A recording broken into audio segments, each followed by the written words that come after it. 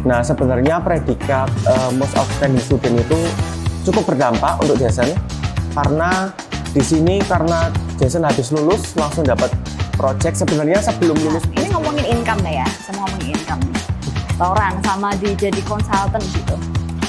Enak mana nih? enak jadi konsultan. Jujur ya enak jadi konsultan. Enak jadi Memang konsultan. pressure-nya besar, cuman value yang kita dapatkan ataupun income yang kita dapatkan itu jauh lebih. Mungkin kalau ditanya capek enggak, ya sebenarnya capek untuk mengerjakan itu semua. Tapi disitulah ibaratnya kita sebagai teko. Kalau kita tekonya cuma 100 mili ya, 100 jam 2 pagi di video call, cek proyek, cek kitchen, ya harus angkat. Ya gimana lagi kayak gitu. Jadi ketika meeting jam 2 pagi, meeting menu, meeting food cost, ya harus siap kayak gitu. Meeting 2 jam, 3 jam, ya wes gimana lagi. Karena itu memang tanggung jawab kita sebagai konsultan. And this is Talks at Otimo. Hari ini saya akan berbincang santai dengan salah satu alumni Otimo Internasional, Jason Ricardo Salim. Ya, Hai, Miss. apa kabar Jason? Baik luar biasa. Ya, Jason ini adalah salah satu lulusan terbaik di Otimo Internasional karena nilainya yang bagus, keaktifannya sehingga dinobatkan menjadi lulusan terbaik. Berapa IPK-nya waktu itu? 3,95. Oh, bisa gitu kamu? Bisa dong. Bisa dong, karena emang Pokoknya harus rajin kerja ya. keras. Oh iya, harus kerja Belajar. keras. Kerja keras, kerja cerdas. Iya. Gitu ya. Jason ini juga salah satu mahasiswa yang sangat-sangat aktif, berkontribusi, mendukung kegiatan, banyak sekali kegiatan Otimo ya dengan Miss. mitra. Terima kasih banyak loh Jason. Sama-sama. Sampai saat ini banyak mitra yang masih hubungin Jason ya? Masih Ya? Ya karena memang Jason ini adalah identik seorang anak laki-laki yang melekat di hati ibu-ibu. Bener sih tapi bener. Iya kan? Iya kan? Bener. Gitu. Ya Jason, kita akan ngobrol santai karena hari ini apa sih yang dilakukan Jason pasca Jason itu lulus dari Otimo Internasional, begitu ya kira-kira ya. Tapi saya mau tanya, ini kemarin kan Jason mendapatkan penghargaan lulusan terbaik dari kampus. Bagaimana perasaannya, kesan apa yang Jason dapatkan dari situ, dan apakah itu berdampak, berpengaruh ketika Jason ini sekarang ada di dunia industri? Oke. Jadi sebenarnya Jason pertama kali itu dapat penghargaan kayak gitu benar-benar nggak expect sama sekali kalau kita bakal dapat penghargaan itu. Jadi sebenarnya penghargaan itu sama sekali nggak terduga kalau bisa dapat penghargaan the most outstanding student. Ya. Karena Jason merasa ya biasa-biasa aja gitu loh, di sekolah biasa-biasa aja kayak gitu. Ya mungkin Jason juga sering ngisi acaranya Otimo, tapi ya nggak nyangka sekali gitu loh dari banyaknya siswa, Jason yang bisa terpilih kayak gitu. Nah sebenarnya predikat most outstanding student itu cukup berdampak untuk Jason karena di sini karena Jason habis lulus langsung dapat project. Sebenarnya sebelum lulus pun, sebelum graduation, Jason sudah dapat tawaran project untuk konsultan yang cafe yang pertama. Cafe yang pertama itu di Surabaya. Nah jadi ketika ada penghargaan itu menjadi nilai plus untuk Jason sendiri. Kenapa menjadi nilai plus? Karena si owner ini juga bisa mempertimbangkan dari kualitas konsultannya yang dipakai itu seperti apa. Kualitas SDM-nya ya? Iya, kualitas SDM-nya seperti apa. Sama yang dilihat biasanya lulusan mana, kayak gitu. Lulusan mana, sama kalau ada dapat predikat seperti itu kan menjadi nilai plus untuk Jason sendiri. Lulusan mana yang akan saya garis bawahi di sini yang tadi Jason sampaikan? Lulusan Otimo. Oh, enggak, maksud saya si ownernya yang tadi Jason sampaikan itu mempertimbangkan lulusan mana? Emang ada kesan lulusan Otimo bagaimana? Sebenarnya untuk lulusan ini dia ngelihat dari sekolahnya fokusnya di apa kayak gitu. Misalnya kayak Otimo kita fokusnya kan di membentuk chef-chef yang profesional kayak gitu. Jadi dari situ mereka melihat, ownernya tuh melihat dengan kita lulusan sekolah ini kira-kira memumpuni apa tidak untuk menghandle sebuah kafe ataupun sebuah restoran, seperti itu sih. Kayak Testimoninya? Gitu. Testimoninya bagus. Karena ini Jason dapat proyek kedua dari owner yang sama. Jadi proyek pertama ada di Surabaya, proyek keduanya ada di Batu. Proyek keduanya ada di Batu. Hari ini kita lagi ngobrol di salah satu bistro and pool ya, namanya Carabao. Iya. Ya, Betul. mungkin ini sudah kalau penggemar biliar ini terkenal banget ya Carabao Iya, ini ya. Jadi Jason ini adalah Jason ini adalah konsultan di sini. Konsultan makanannya. Konsultan masak, berarti ada konsultan minuman juga ya? Ada konsultan minum, tapi untuk di Surabaya juga ada sih. Makanan sama minuman beda-beda. Oh oke. Kita akan memulai berbicara mengenai konsultan restoran begitu Oke. ya. Terkhusus konsultan makanan. Makanan. Tapi kalau misalnya dua-duanya gitu, kira-kira Jason bisa nggak sih? Kalau Jason sih sebenarnya jujur dari diri sendiri, spesialisnya lebih ke makanan, lebih ke pastry, dessert itu masih bisa. Akan lebih maksimal. Lebih mungkin, ya? maksimal. Tapi kalau ke minuman sebenarnya di Otimo kita diajarkan. Cuman kan setiap pribadi chef itu kadang-kadang ada spesialisnya masing-masing. Kalau Jason sendiri spesialisnya ke makanan, bakery, pastry itu bisa. Kayak gitu. Oke. Coba sebelum saya ngomongin masalah konsultan, yang saya ingat Jason dulu magangnya di Thailand. Iya, magang di Thailand. Di hotel. Di hotel. Hotel apa itu? Di Hotel Centara Grand Bangkok. Oke. Itu Jason pegang apa? Jason pas itu magangnya di 2 tempat, 3 bulan di pastry-nya, 3 bulan di banquet. Jadi Jason di sana itu belajarnya banyak dari kulineri sama di pastry-nya mereka. Oh, oke. Pantas tadi kamu kalau minuman mungkin bukan Iya, nggak bukan terlalu bidangnya. ini ya.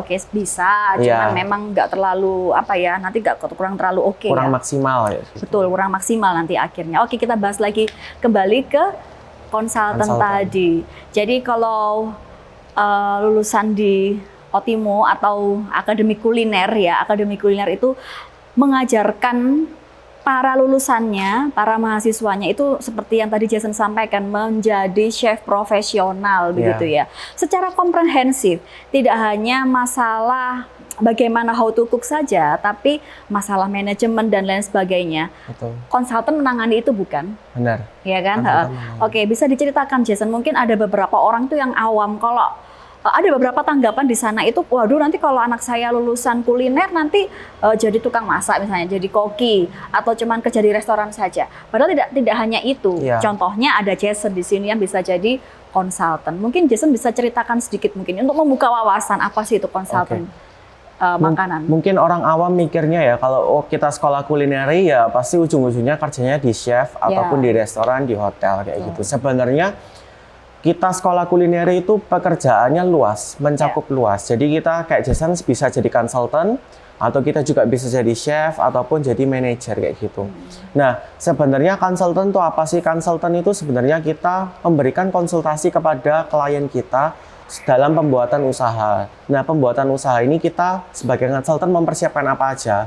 Kita sebagai konsultan juga mempersiapkan yang pertama, otomatis yang pertama adalah menu, ya kan? Menu termasuk food costingnya juga kayak gitu, harga jual. Sama kita sebagai konsultan memberikan konsultasi ke klien kita untuk profitnya tuh berapa? Karena kadang-kadang kalau orang mau buka usaha, baru mulai buka usaha itu kadang mereka masih bingung untuk profitnya berapa kayak gitu. Terus yang perlu diperhatikan tentang untuk spoil itu bahan-bahan untuk kayak yang terbuang ataupun busuk itu kan harus dipertimbangkan kayak gitu. Jadi konsultan itu mempersiapkan itu. Jadi food untuk menunya, food costingnya, terus sama manajemen dapurnya dalam pembuatan SOP dapur, sama penentuan alat-alat untuk dapur yang penting itu seperti apa kayak gitu, alat-alat yang harus ada, sama nanti biasanya Jason untuk melakukan penyaringan SDM. Penyaringan SDM di sini Jason biasa melakukan interview ke kitchen crew yang mau masuk kayak gitu. Jadi konsultan kitchen crew. Iya, kitchen crew aja. Jadi konsultan itu seperti itu. Selain itu juga Jason di sini juga setup dapur. Setup dapur itu dari dapur berapa luasnya yang kita butuhkan, sama kayak untuk grease trap atau untuk penyaringan minyak di tempat cucian itu juga harus tahu kayak gitu. Sama ada tata letak peralatan-peralatan supaya flow-nya itu efektif itu seperti apa di dapur, flow-nya efektif itu kayak gimana itu yang diatur oleh konsultan kayak gitu. Oh oke. Banyak banget ya? Banyak banget job desk-nya sebenarnya. Banyak banget. Butuh berapa lama itu untuk mengatur seperti itu? 1 bulan.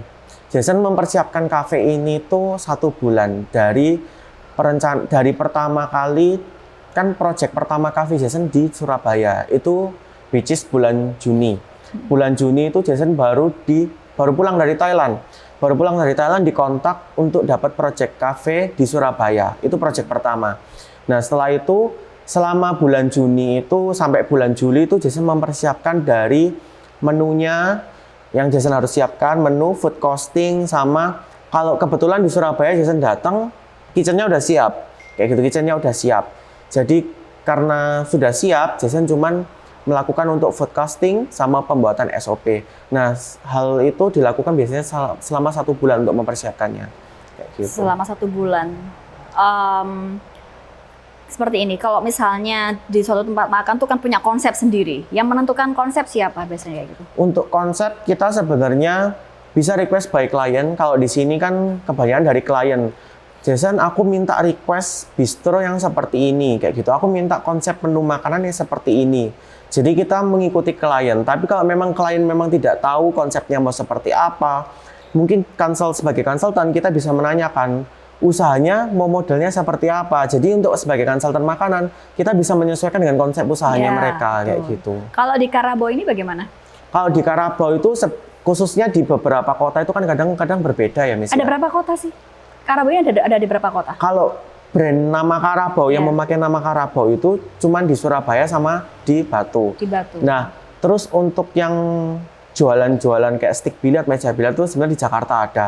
Tapi ownernya ini juga nanam saham di beberapa kota gitu. Ada di Palembang kayak gitu, luas. Tapi tidak memakai nama Karabo. Jadi yang memakai nama Karabo cuma 2. Tapi untuk kalau ditanya sebenarnya ownernya itu ada di mana aja, ada banyak di tempatnya gitu. Ada 10. Nah, ownernya ada di 10 tempat, tapi yang memakai nama Karabo cuma 2. Sisanya memakai nama lain, tapi ownernya ikut nanam saham. Nanam saham apa itu? Di restoran, tempat makan juga? Di rumah biliar juga, tempatnya biliar juga. Biliar. Ada yang full biliar, ada juga yang kayak Karabo gini, biliar and bistro. Kayak gitu. Oh, oke. Jason khusus handle yang di bistro ini. Iya, handle di Surabaya. Surabaya. Kemarin sama. Terakhir habis dari Surabaya langsung ke Batu ini ya, ke Malang ini ya. Jadi Surabaya itu selesai kan baru buka itu Juli ya. Juli, habis itu selesainya Jason itu Agustus.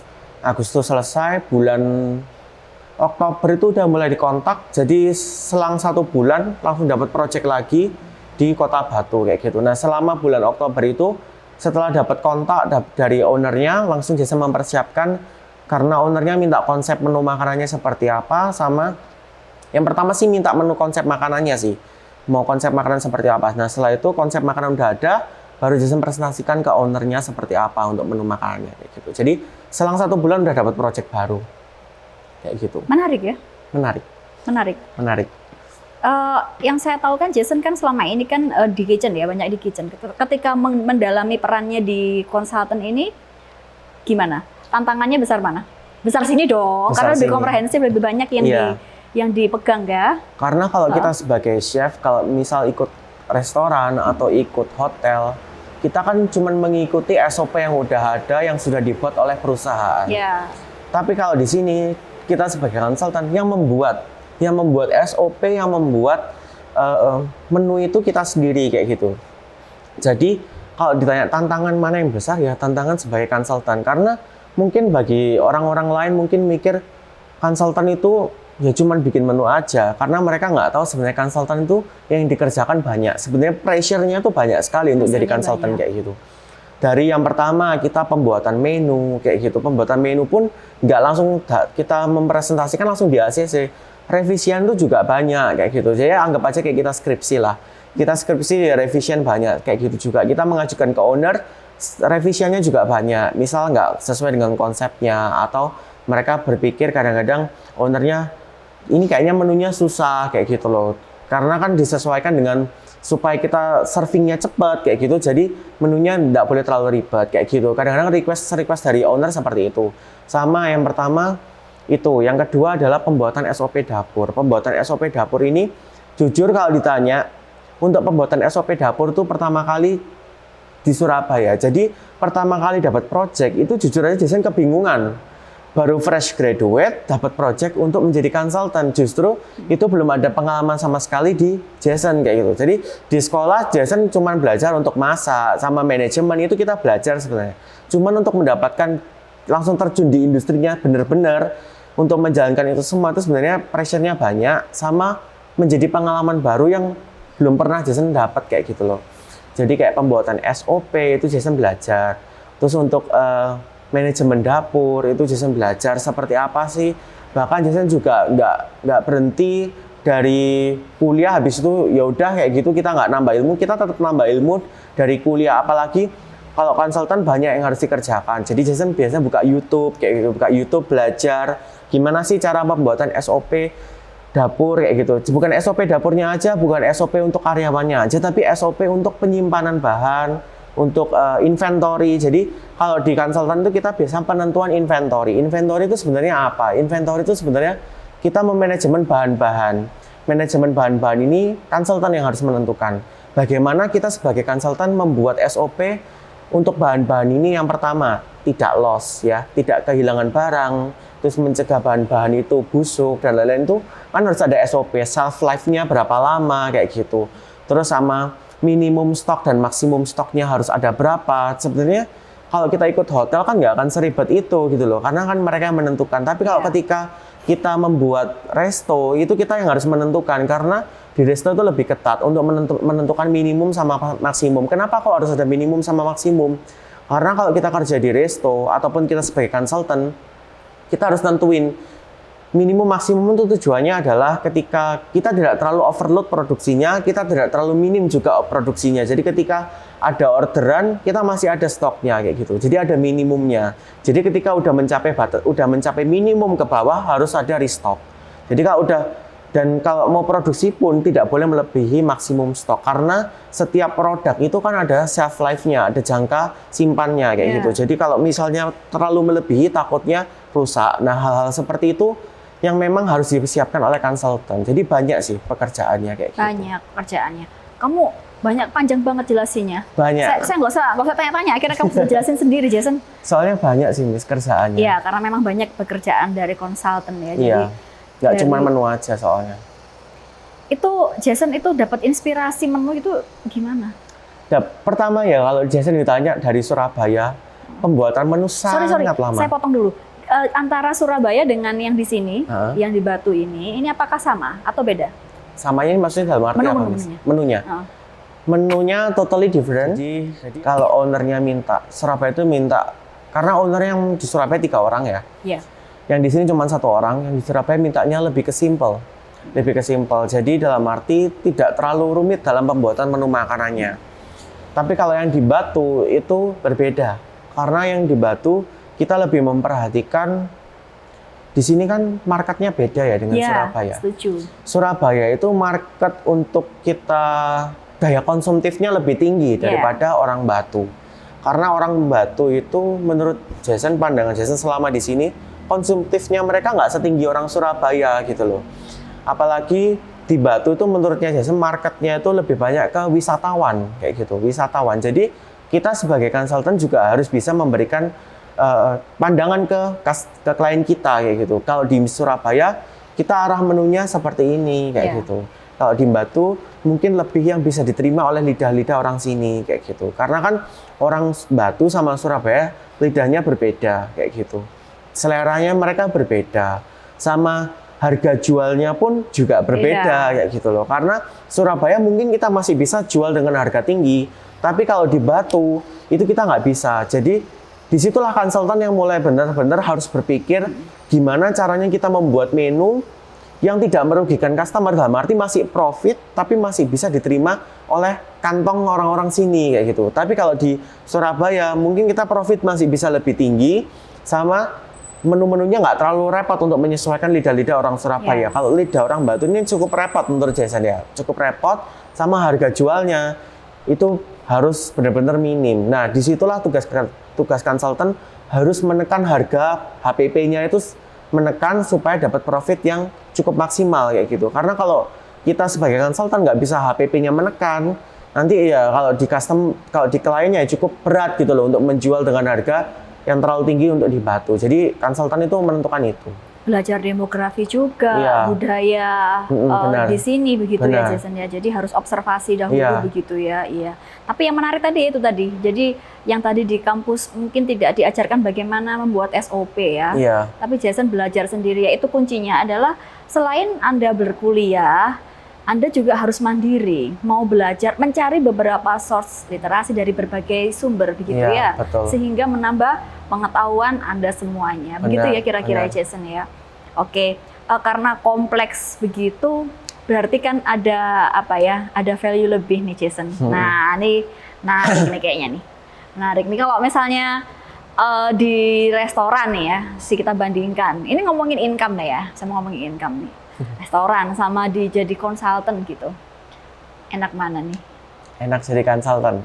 Jujur ya, enak jadi konsultan. Enak jadi Memang konsultan. pressure-nya besar, cuman value yang kita dapatkan ataupun income yang kita dapatkan itu jauh lebih besar daripada kita ngelamar menjadi komi di resto ataupun di hotel kayak gitu.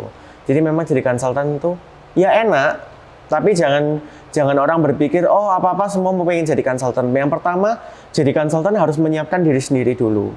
Dalam arti menyiapkan kapasitas kita.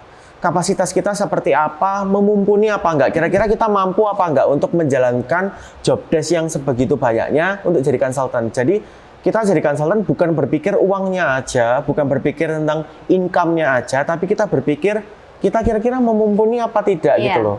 Kira-kira kita bisa menghandle apa enggak, karena kita kalau cuman apa-apa berpikir duitnya aja itu pasti berefek ke kitanya sendiri juga, kena dengan kliennya, klien nggak puas kayak gitu kan malah mengecewakan kliennya kayak gitu. Jadi untuk jadi konsultan yang pertama, kalau pengen teman-teman semua pengen jadi konsultan ya harus menyiapkan diri kita sendiri dari kapasitas kita, dari wawasan kita kayak gitu. Jadi ketika Jason mau jadi konsultan itu juga menyiapkannya banyak gitu loh. Jadi nggak jadi fresh graduate langsung enggak, tapi kita juga menambah ilmu lagi gitu loh di luar sana. Kita bisa memanfaatkan dari YouTube ataupun kita tanya-tanya orang yang lebih berwawasan. Jason juga ketika buka kafe ini nggak luput dari maksudnya tetap tanya-tanya gitu loh, tetap tanya-tanya dari chef-chef di Otimo. Selama gitu Jason jadi konsultan ini kan Jason kan merancang semua ini gitu. Itu ada tidak sedikit kayak misalnya owner maunya begini, tapi Jason nyaraninnya begini, itu sempat ada nggak ini?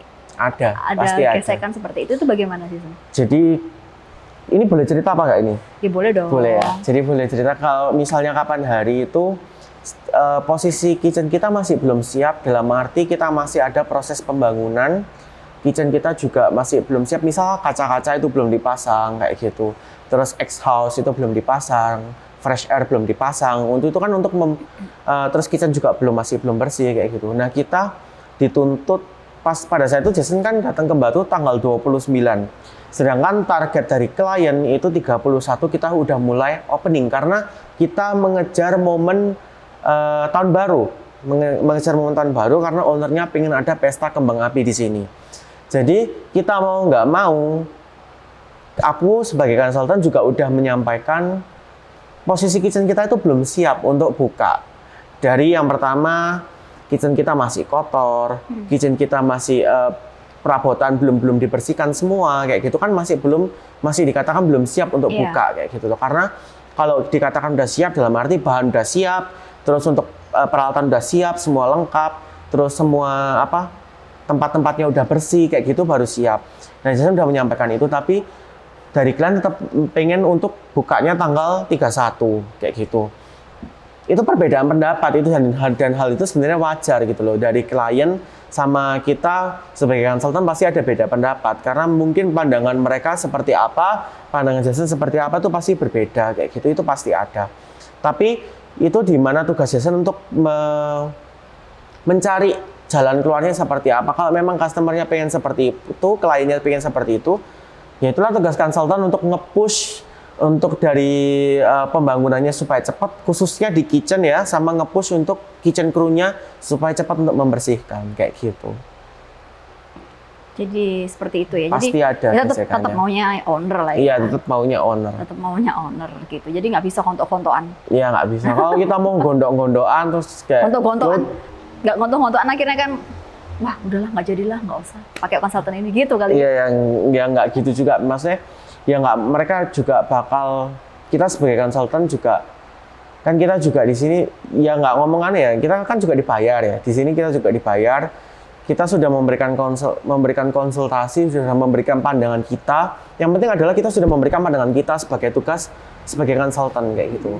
Kalau kita sebagai konsultan tidak memberikan pandangan, tidak memberikan masukan, itu yang salah. Iya. Jadi ketika klien bilang apa, kita sudah memberikan pandangan kita seperti ini, kalau memang kliennya pengen kayak gini, tetap kayak gini, sesuai dengan pendirian mereka, ya kita mengikuti aja kayak gitu.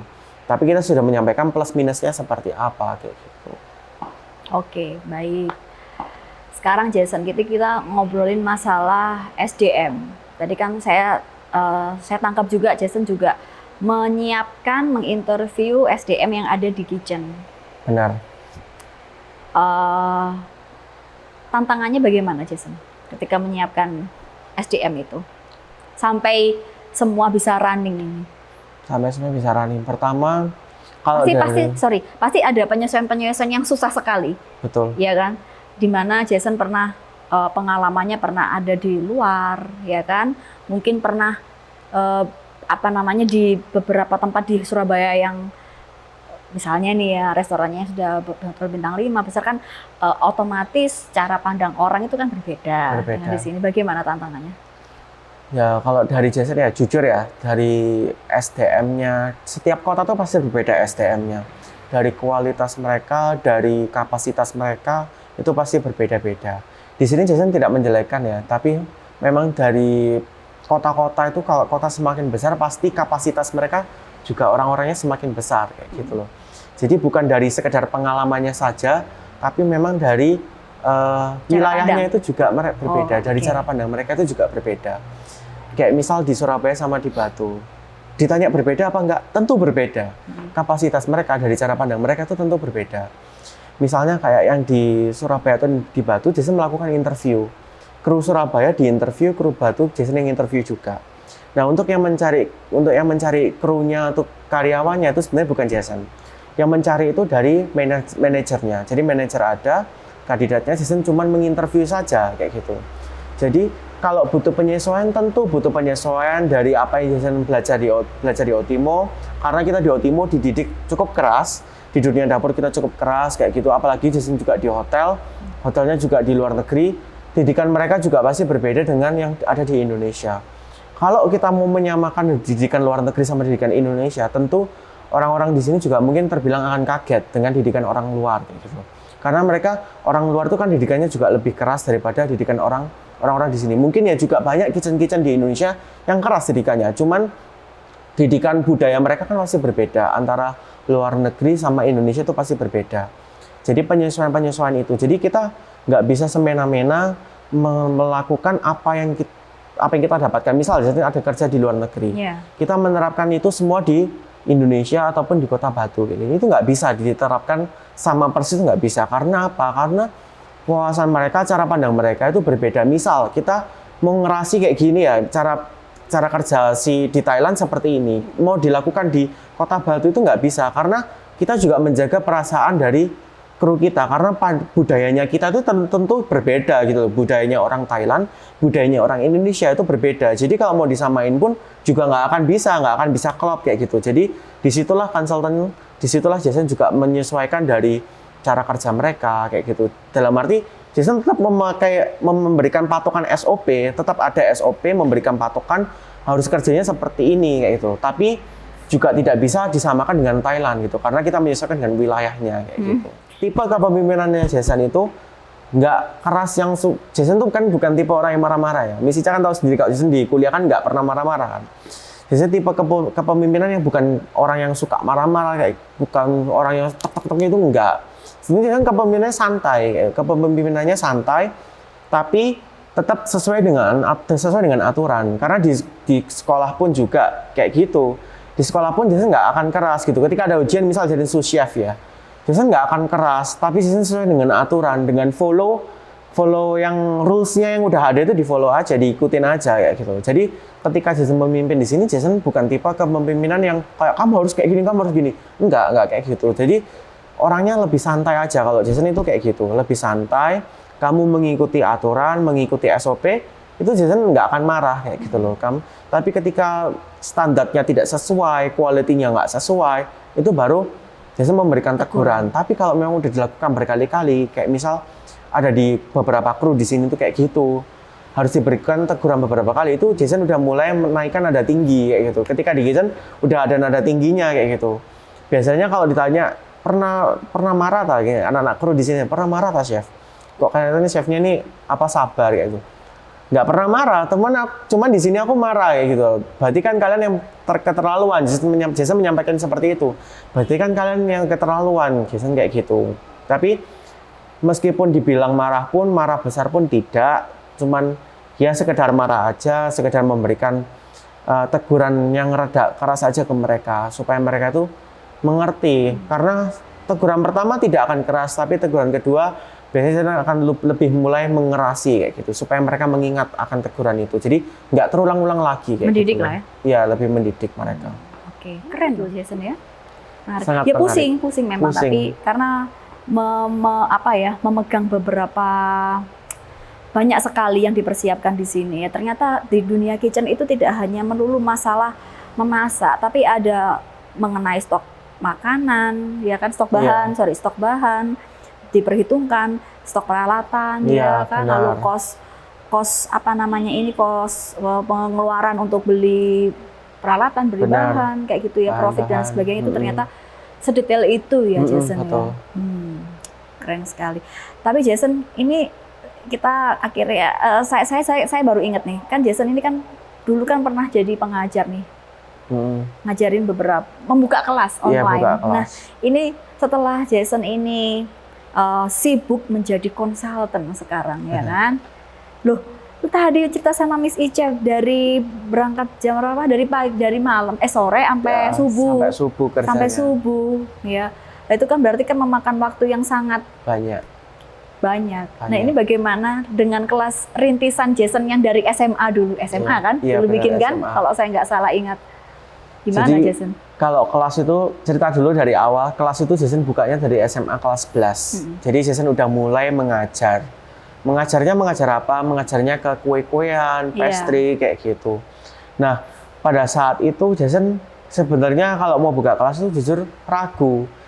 Kan Jason pertama nggak percaya diri juga. Ini dikirakan pikiran Jason adalah ibu-ibu akan berpikir, loh ini masih anak kecil kok udah mengajar kayak gitu loh. Belum ada pengalaman apa-apa kok mulai ngajar gitu loh.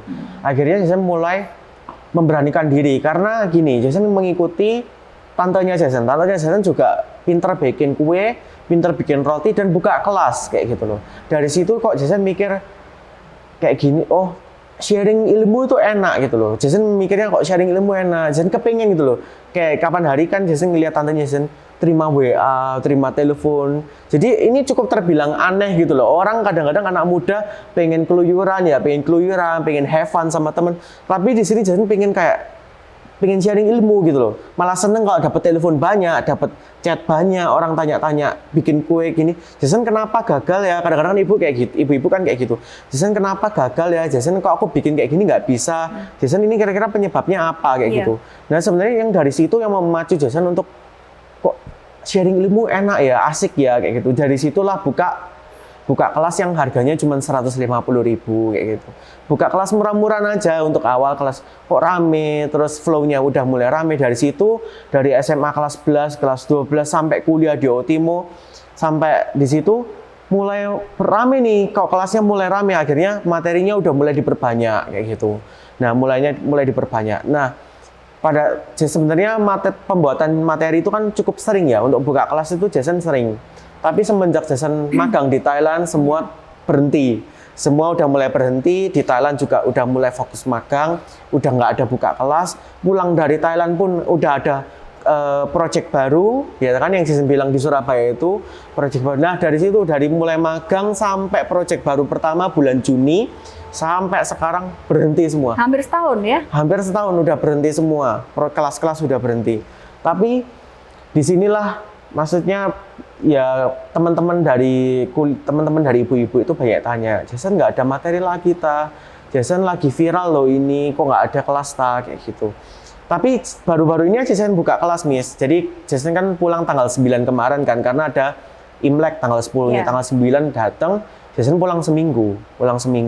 Selama 1 minggu ini karena di TikTok banyak viral Thai milk bun, roti-roti Thailand itu, Jason memanfaatkan. Kenapa enggak Jason memanfaatkan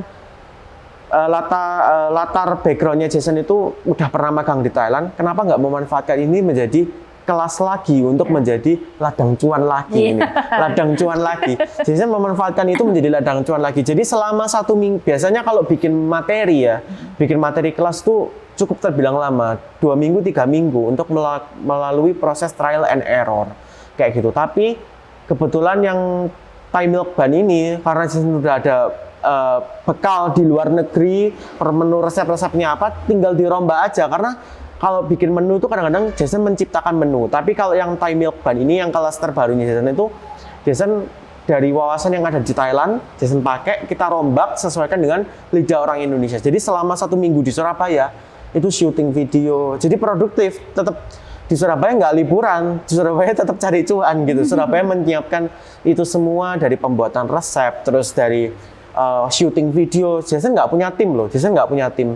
Kadang-kadang kalau tim pun teman-teman SMA aja. Kalau misalnya Jason ada kelas Zoom live kayak gitu, Jason baru ada panggil tim. Tapi kalau syuting video itu ya by Jason sendiri kayak gitu loh. Jadi syuting video sendiri, nyepain kamera sendiri, nyepain lighting sendiri, bahan-bahan sendiri, nimbang semua sendiri, ngedit video sendiri kayak gitu. Jadi Jason mikirnya selama 1 minggu di Surabaya tak selesaiin semua, ya kan, video syutingnya sampai di Batu. Jason cuma tinggal ngedit. Nah, habis itu di Batu 2 harian ngedit, habis itu langsung buka kelas. Jadilah ladang cuan lagi kayak gitu.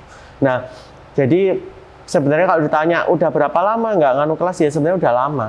Baru mulai kelas ini baru minggu kemarin baru buka kelas itu lagi. Kelasnya live atau di taping?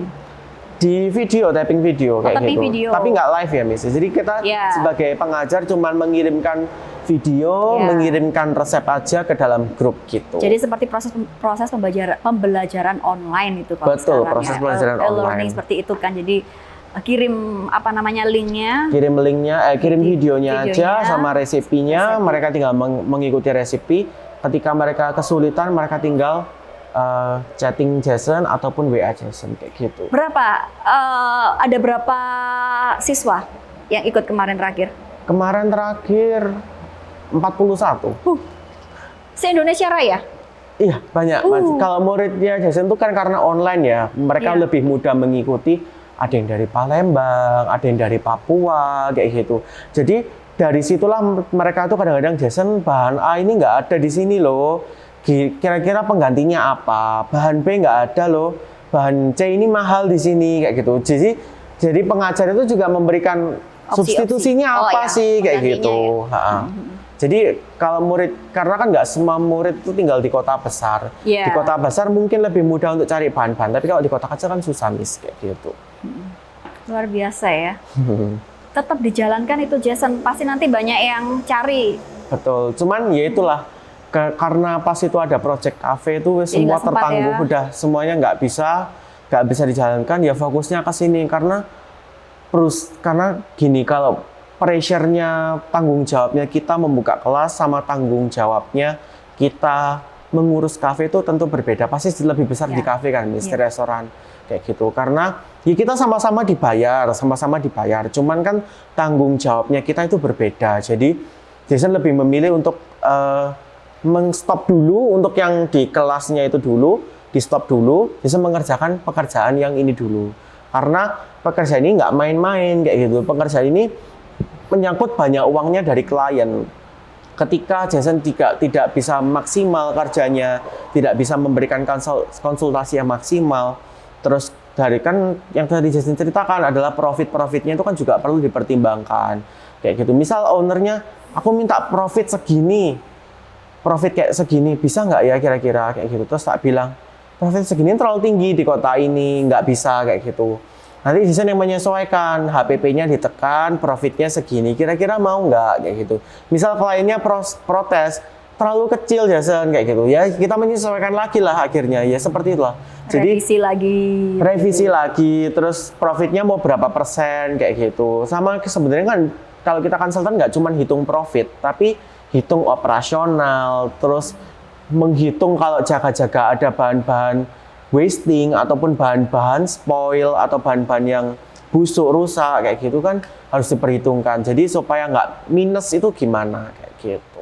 Admin purchasing itu harus tektokan sama konsultan. Jadi ngomong sama Jason, misal harga ini mulai melonjak nih. Jadi disinilah Jason tidak boleh mengurangi kualitas, tapi bisa mengatur dalam pemakaian bahan itu secara tidak berlebihan. Supaya nggak berlebihan itu gimana? Kayak gitu. Jadi Jason yang memberikan omongan ke krunya kitchen tuh seperti itu, supaya kita tidak mengurangi kualitas, tetap kualitasnya sama, tapi kita bisa menekan dalam penggunaan bahan ini yang tidak terlalu berlebihan. Berarti kuantitas yang dimainkan. Kuantitas. Jadi kita nggak boleh di sini tidak mengurangi kualitas, tapi pemakaian bahannya ini diatur supaya nggak berlebihan, supaya nggak membengkak kosnya. Karena bahan, apalagi bahan sayur, bahan-bahan cabai kayak gitu itu kan naik turun ya. Mungkin dipikir kok, wah iki cowok tapi kok tahu bahan-bahan pasar kayak gitu ya. Ya itu karena konsultan harus tahu bahan-bahan pasar, bahan-bahan daging, bahan-bahan ayam. Ketika purchasing kita mungkin belum tahu harga-harga pasar, ketika mereka belanja, kita sebagai konsultan yang udah tahu dunia makanan, dunia kuliner, bahan-bahan harganya berapa range-nya. Ketika mereka dapat harga tinggi, kita bisa memberikan masukan, kita bisa memberikan omongan ke mereka, sehingga misalnya dapat bawang merah harga 44.000. Di sini terbilang mahal karena range harga bawang merah di Surabaya cuma 26.000, 30.000 kayak gitu. Ini sampai 44.000 dari mana kayak gitu. Jadi sebagai konsultan bisa memberikan omongan ini terlalu tinggi. Jadi mereka sebagai purchasing bisa mencari supplier-supplier yang lebih murah kayak gitu. Jadi kalau misalnya nggak ada konsultan ya beratnya adalah ketika purchasing nggak ada pengalaman, otomatis juga akan membengkak kosnya. Karena ketika kitchen request apa dia dibeli, karena mereka nggak akan tahu harga normalnya seperti apa. Jadi konsultan juga seperti itu. Jadi konsultan harus tahu harga pasarannya seperti apa, harganya pasarannya berapa, itu supaya bisa mengatur cost control kita nggak terlalu tinggi kayak gitu. Luar biasa sekali. Sampai kualitas bahan ya? Kualitas bahan juga. Jadi ketika bahan datang, quality bahan juga harus dicek. Sama kuantitinya kadang-kadang kan dari supplier ada yang nakal kayak gitu ya. Kuantiti nggak sesuai, itu kan kita bisa melakukan retur ke si suppliernya kayak gitu. Itu ada SOP-nya ya? Ada SOP-nya. Jadi SOP itu ada yang namanya SOP inventory dari stokan bahan itu yang tadi saya bilang, SOP penerimaan bahan dari supplier, SOP dari karyawan, SOP quality control-nya juga ada, sama SOP untuk general cleaning-nya ada. Jadi kalau di resto, kalau di hotel kita mengikuti dari company, kalau di resto kita SOP-nya udah ada dari konsultan kayak gitu. Luar biasa sekali. Panjang ya Jason ya? Panjang, cukup banyak yang harus dikerjakan, cukup banyak tekanan yang kita terima sebagai konsultan kayak gitu. Mungkin kalau ditanya capek enggak, ya benernya capek untuk mengerjakan itu semua. Tapi disitulah ibaratnya kita sebagai teko. Kalau kita tekonya cuma 100 mili ya 100 mili. Ketika kita mau pengen dapat uang lebih, ya kita harus memperbesar teko kita. Kalau kita tekonya cuma 100 mili, mau diisi 200 mili ya mana bisa kayak gitu. Jadi kalau mau 200 mili, ya harus memperbesar kapasitas kita. Kalau kita tetap stay di zona nyaman kayak gitu aja, kalian misalnya mau tetap di kelas itu aja, nggak mau naik kelas. Kalian mau naik kelas tapi nggak ada kemauan ya nggak bisa. Tetap harus memperbesar kapasitas. Ya, seperti itu tadi. Perumpamannya seperti teko 100 mili, mau diisi 200 mili ya akan tumpah-tumpah, nggak akan bisa. Jadi kalau mau pengen dapat lebih ya harus memperbesar kapasitas kayak gitu. Karena banyak dari teman-teman Jason ya, teman-teman seangkatan Bolonya juga bilang, enak ya konsultan dapat uang banyak. Sebenarnya mereka nggak tahu gitu loh, ketika jadi konsultan tuh pressure-nya banyak gitu loh. Jason sering lembur, sering meeting kayak gitu. Kadang-kadang meeting sama manajer jam 1 pagi, jam 2 pagi. Ya siap nggak siap sama ownernya, mau gimana lagi kayak gitu loh. Apalagi di Batu, Jason Surabaya Batu jauh. Pas saat itu, Jason masih di Surabaya. Kalau mau cek ke sini kan juga pertama waktunya harus ada kayak gitu. Dan Surabaya Batu kan cukup terbilang 2 jam ya. Ya kalau sesama Surabaya masih bisa cek. Kalau Surabaya Batu 2 jam perjalanannya kayak gitu. Jadi siap nggak siap, ownernya ketika video call jam 12 pagi, jam 12 malam, jam 2 pagi di video call. Cek proyek, cek kitchen, ya harus tak angkat. Ya gimana lagi kayak gitu. Jadi ketika meeting jam 2 pagi, meeting menu, meeting food cost, ya harus siap kayak gitu. Meeting 2 jam, 3 jam, ya wes gimana lagi. Karena itu memang tanggung jawab kita sebagai konsultan kayak gitu. Ya itulah, apa ya, plus minus. Ya kan? Benar. Plus minus. ketika ya kalau mau jadi konsultan, kalau mau terjun di situ ya harus tahu resikonya seperti yang Jason sampaikan tadi. Sama jam kerjanya juga harus siap. Seperti yang tadi Miss Iya, Ica singgung ya. Iya. Jam kerja Jason cukup terbilang berantakan ketika kita apalagi first trial opening ya, trial opening pertama kali kita buka ya. Itu Jason bener-bener long shift kayak gitu. Jadi bener-bener jam kerjanya itu nggak teratur. Jam kerja dari pagi ya, dari jam 10 pagi pulang jam 4 pagi. Bayangin Miss, dari jam 10 pagi pulang jam 4 pagi itu gimana kita jadi manusia yang nggak cukup istirahat, terus kita besoknya lagi berangkat pagi lagi untuk kerja lagi kayak gitu. Karena untuk awal-awal yaitu, awal-awal butuh namanya tenaga ekstra, butuh namanya manajemen yang ekstra untuk pengaturan itu semua. Jadi harus siap sama jam kerjanya. Nah mungkin kalau sudah semuanya settle, mulai jam kerjanya udah mulai sesuai normal, 9 jam kerja. Kayak Jason, shiftnya jam 3 sore atau jam 4 sore, pulangnya jam 2 pagi. Kadang-kadang kalau ada owner meeting ya nggak bisa, ya tetap harus nunggu owner. Kalau ada meeting ya ownernya kadang-kadang datangnya malam kan. Karena owner yang cukup sibuk meeting dengan si A, si B, si C, ketika meeting jam 2 pagi ya wes meeting. Jadi masih pulang jam 4 pagi. Ya, jadi ya udah harus siap sama jam kerja. Kalau dilihat capek ya capek, karena kita jam istirahat juga berantakan semua. Jam tidur juga berantakan semua, nggak bisa sama kayak kita biasanya kayak gitu loh.